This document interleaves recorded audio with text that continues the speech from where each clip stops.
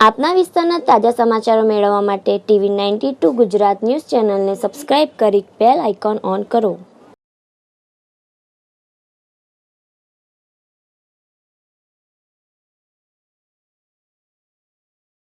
થરાદ પાસેથી મુખ્ય કેનાલમાં જેસીબી સાથે ડ્રાઈવર ડૂબ્યો। થરાદ પાસે પસાર થતી ચુડમેર મહાજનપુરા કેનાલમાં આજે વહેલી સવારે ત્યાંથી પસાર થતી જેસીબીનું અચાનક ટાયર નીકળી જતા ડ્રાઈવરનો કાબુ ગુમાવતા કેનાલની દિવાલ તોડીને જેસીબી સાથે યુવાન કેનાલમાં ડૂબી ગયો હતો। આજુબાજુના લોકોને જાણ થતાં લોકોના ટોળેટોળા ભેગા થઈ ગયા હતા અને તંત્રને જાણ કરતા તરવૈયા સાથે તંત્ર પણ આવી પહોંચ્યું હતું અને ભારે જહેમત બાદ બધા જેસીબીનો પતો લાગ્યો હતો અને જેસીબીને ક્રેન દ્વારા બહાર નીકાળવામાં આવી હતી અને થરાદ નગરપાલિકાના તરવૈયા એવા સુલતાનની મહા મહેનત બધા યુવાનની લાશને શોધી કાઢ્યો હતો અને તેને પીએમ માટે થરાદ રેફરલ હોસ્પિટલમાં લઈ જવામાં આવ્યો હતો।